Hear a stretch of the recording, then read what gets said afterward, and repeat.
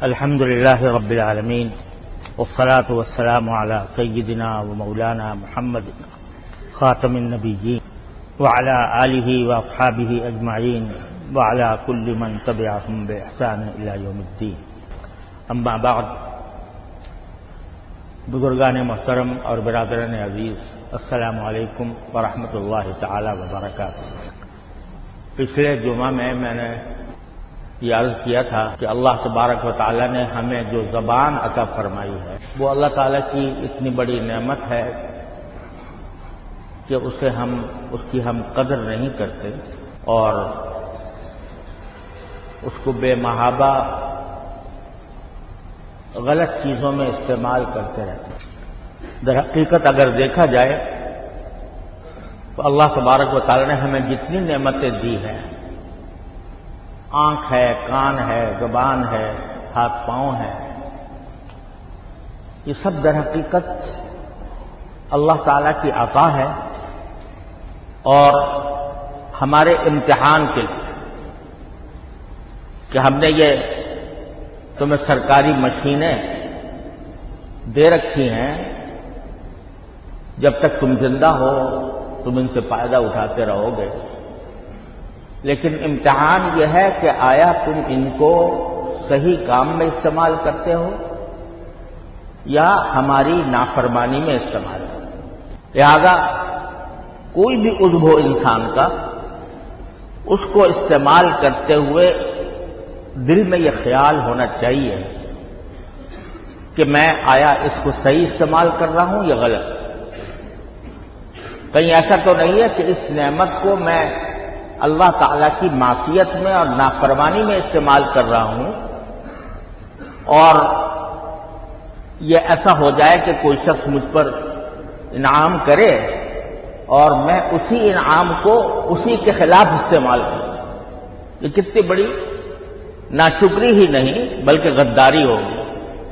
تو اسی طرح یہ زبان کی نعمت اللہ تعالیٰ نے عطا فرمائی ہے اور چند چیزوں سے کہا ہے کہ اس زبان کو ان چند چیزوں سے بچانا، اس کام میں استعمال نہ کرنا. ان میں سے ایک چیز جھوٹ، جس کا پچھلی مجلس میں میں نے عرض کیا تھا کہ جھوٹ کی مختلف شکلیں ہوتی ہیں اور صرف اتنا ہی نہیں ہے کہ آپ جان بوجھ کر جھوٹ بولیں تو وہ حرام ہوگا، بلکہ جس چیز سے بھی غلط تاثر لوگوں کے اوپر پہنچتا ہو وہ جھوٹ میں داخل ہے. یہاں تک کہ رسول کریم صلی اللہ علیہ وسلم نے ارشاد فرمایا کہ انسان کے جھوٹا ہونے کے لیے یہ بات بھی کافی ہے کہ وہ جو بات سنے وہ آگے نقل کر دے بغیر تحقیق کے. یہ بھی جھوٹے ہونے کی ایک قسم ہے جو رسول کریم صلی اللہ علیہ وسلم بیان فرمائے. ہم اپنے معاشرے پر اگر نظر ڈال کر دیکھیں تو خاص طور پر یہ بات کہ جو بات کہیں سنی یا کسی سے پتہ چلی، یہ دیکھے بغیر کہ آیا وہ صحیح ہے یا غلط ہے اور اس کی تحقیق کیے بغیر ہم اس کو لوگوں کے سامنے بیان کرنا شروع کر دیتے ہیں. لوگوں کے بارے میں طرح طرح کی اتہامات، وہ جن کی کوئی تحقیق نہیں، جن کا کوئی ثبوت نہیں، وہ ہم دوسروں کو بیان کرنا شروع کر دیتے ہیں. یہ سب جھوٹ کی تعریف میں داخل ہے. دوسری چیز جس کی طرف آج توجہ دلانا چاہتا ہوں وہ ایسی بیماری ہے کہ معاشرے نے اس کو تباہ کیا ہوا ہے، معاشرے کو اس نے تباہ کیا ہوا ہے. وہ ہے غیبت، یعنی کسی کے پیٹھ پیچھے اس کی برائی کرنا، ایسی برائی کرنا کہ اگر وہ سنے تو اس کو ناگوار ہو کہ دیکھو میرے پیچھے یہ میری بات، یہ اس شخص نے میری یہ برائی کی تھی. اس کو غیبت کہتے ہیں. حدیث میں نبی کریم سرورت عالم صلی اللہ علیہ وسلم کا یہ ارشاد ہے کہ صحابہ کرام نے جب پوچھا کہ یا رسول اللہ غیبت کیا ہوتی ہے تو آپ نے فرمایا ذکر کا اخاک بما یکرہ، اپنے کسی بھائی کی کا ایسے انداز سے ذکر کرنا جو اسے ناگوار ہے. یہ غیبت ہے، اور اتنی بڑی غیبت ہے کہ اس کے بارے میں اتنا بڑا گناہ ہے کہ اس کے بارے میں قرآن کریم یہ فرماتا ہے کہ اَيُحِبُّ أَحَدُكُمْ أَن يَأْكُلَ لَحْمَ أَخِيهِ مَيْتًا فَكَرِهْتُمُوهُ، کیا تم میں سے کوئی شخص یہ پسند کرے گا کہ اپنے مردہ بھائی کا گوشت کھائے؟ یہ تو انسان کا گوشت، انسان بھی اپنا بھائی مردہ، اس کا گوشت کھانا پسند کرو گے؟ تو یہ غیبت جو ہے وہ مردہ بھائی کا گوشت کھانا ہے، یہ قرآن کریم کے الفاظ ہیں۔ اور ایک حدیث میں یہ بات مروی ہے کہ رسول کریم صلی اللہ علیہ وسلم نے ارشاد فرمایا کہ الغیبۃ اشد من الزنا، کہ غیبت زنا کاری سے بھی زیادہ سخت گناہ ہے۔ کیوں؟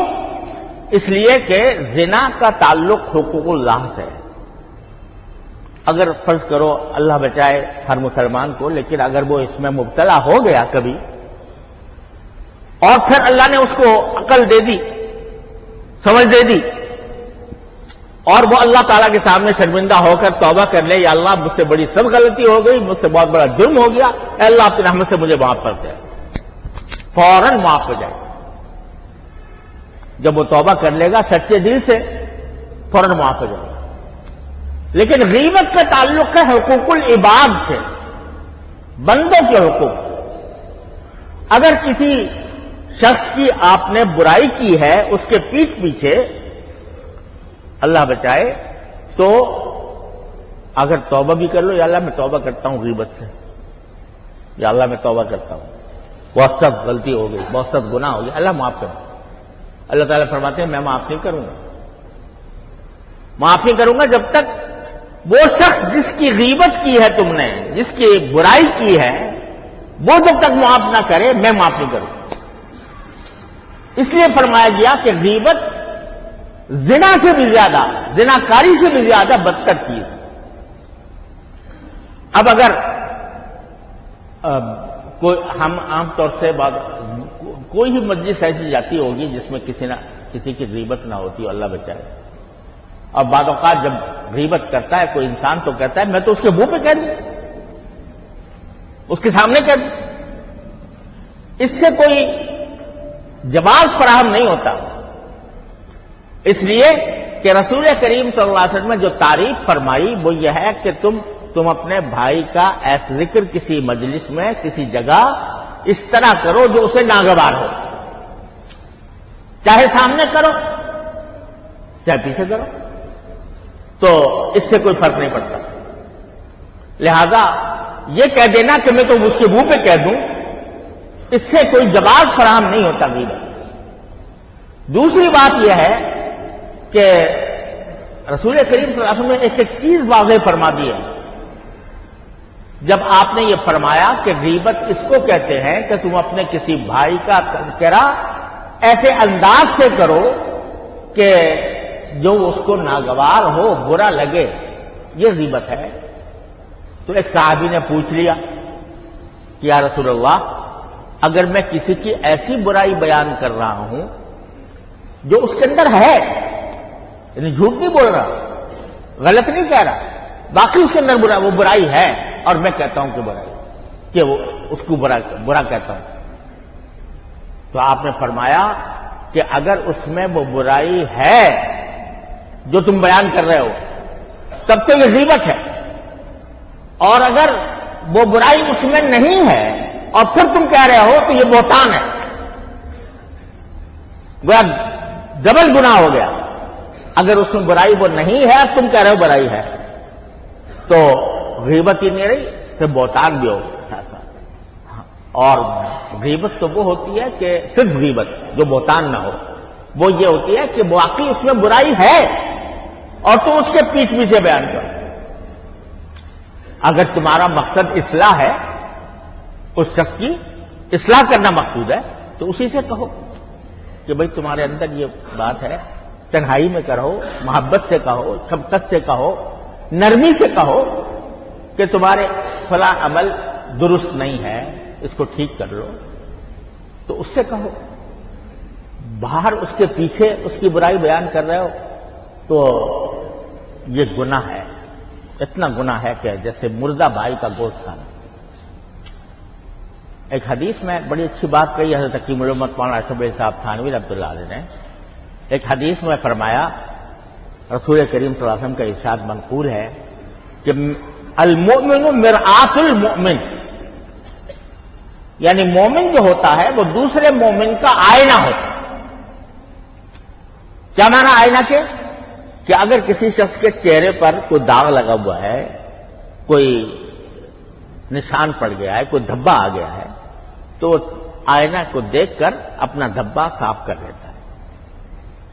کہ بھئی آئینے سے آئینہ اس کو بتا دیتا ہے کہ بھئی فلاں جگہ تمہارے دھبا لگا ہوا ہے، وہ صاف کر لیتا ہے۔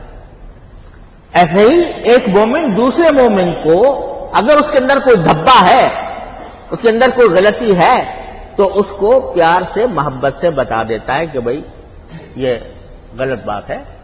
اس سے تم اپنے آپ کو علیحدہ کر دو۔ لیکن آئینے کی خاصیت یہ ہے کہ جب آئینہ دیکھتا ہے آدمی تو جو آدمی سامنے کھڑا ہے وہ اسی کو بتاتا ہے کہ دھبا ہے تمہارے اندر۔ وہ آئینہ دنیا کو جا کر نہیں کہتا پھرتا کہ بھلا میں یہ دھبا ہے، دنیا کو جا کر کہتا نہیں پھرتا، وہ اسی کو بتاتا ہے جو سامنے کھڑا ہے۔ تو یہ مثال دی ہے رسول کریم صلی اللہ علیہ وسلم نے یہ بتانے کے لیے کہ اگر کسی کی کوئی خرابی کو اصلاح کرنا چاہتے ہو تو اسی سے کہو، نہ یہ کہ دوسری جگہ بتاتے پھرو کہ اس میں یہ خرابی ہے۔ تو اس لیے اللہ بچائے یہ ہمارے معاشرے کے اندر بہت زیادہ پھیلی ہوئی ہے چیز۔ اللہ تعالیٰ ہمیں اس سے بچنے کی توفیق عطا فرمائے، لیکن پھیلی ہوئی بہت ہے۔ البتہ بعض مقامات ایسے ہوتے ہیں جہاں کسی کی برائی بیان کرنا جائز ہوتا ہے۔ وہ کیا ہے کہ جہاں کسی شخص سے دوسرے کو کوئی نقصان پہنچنے کا اندیشہ کہ ایک شخص ہے اس کے بارے میں یہ خطرہ ہے کہ یہ فلاں کو نقصان پہنچا دے گا، کوئی چور ہے چوری کرتا ہے، چوری اس کا پیشہ ہے، تو اب اگر کسی شخص کو متنبع کرنے کے لیے ذرا ہوشیار رہنا، یہ آدمی قابل اعتبار نہیں ہے، قابل اعتماد نہیں ہے، کسی کی خیر خواہی کی وجہ سے اس کے دوسرے کی کوئی صفت بیان کرنا کہ تاکہ یہ دھوکہ نہ کھائے، یہ پریشان نہ ہو، ایسی غیبت جائز ہے جہاں مقصود ہو دوسرے کو کسی نقصان سے بچا۔ اسی طرح غیبت جائز ہوتی ہے اس جگہ کہ جہاں کسی کوئی گواہی دینی،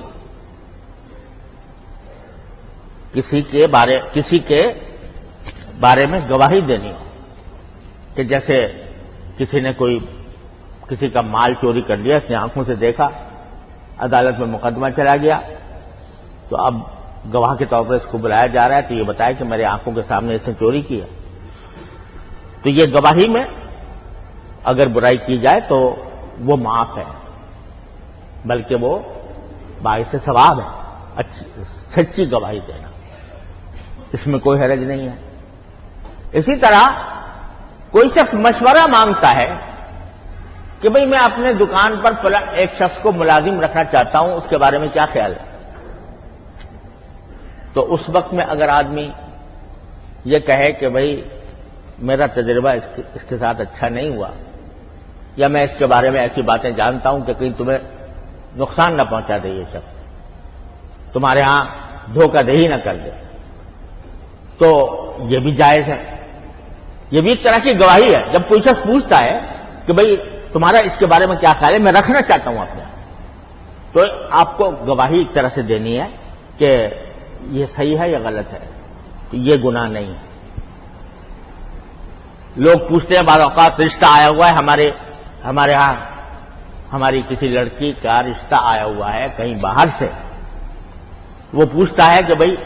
یہ لڑکا کیسا ہے اور تمہاری کیا رائے ہے اس کے بارے میں، نیک ہے یا نہیں ہے، امانت دار ہے کہ نہیں ہے، وغیرہ وغیرہ۔ تو اس وقت میں اگر آدمی اپنی رائے ظاہر کرے تو یہ غیبت نہیں ہے۔ تو خلاصہ یہ ہوا کہ کسی دوسرے کو نقصان سے بچانے کی خاطر اگر کسی کی برائی کی جائے تو یہ برائی نہیں، یہ غیبت میں داخل نہیں ہے، یہ نہ حرام نہیں ہے، ناجائز نہیں ہے۔ لیکن یہ جو مشغلے کے طور پر ہم لوگ ایک دوسرے کی برائیاں کرتے ہیں، مجلس جمی ہوئی ہے، احباب بیٹھے ہوئے ہیں، دوست گپ شپ ہو رہی ہے، اس میں کسی کا مذاق اڑا دیا، اس میں کسی کی برائی کر دی، تو وہ غیبت ہے جو حرام ہے۔